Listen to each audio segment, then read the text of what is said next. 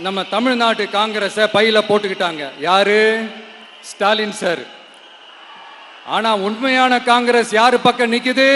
நம்ம பக்கம் நிக்குது. சிறுபான்மை மக்களோட அந்த திமுக சாயம் வெளுத்து போச்சே. இந்த விஜய் என்னடானா மதச்சார்பற்ற கொள்கையோட உண்மையான ஒரு முகமா இருக்கிறானே. இந்த சிறுபான்மை மக்கள் வேற இந்த விஜய் பக்கம் தானே நிக்கிறாங்க அப்படின்ட்டு இந்த திமுகவுக்கும் பாஜகவுக்கும் என் மேல காண்டோ காண்டு. அதுக்காக நாம் என்ன செய்ய முடியும்? இந்த 33 வருஷமா ஒவ்வொரு வீட்டுக்குள்ளேயும் ஒவ்வொரு மனசுக்குள்ளேயும் போறதுக்கு நாம் பட்ட பாடு எனக்கு தானே தெரியும்.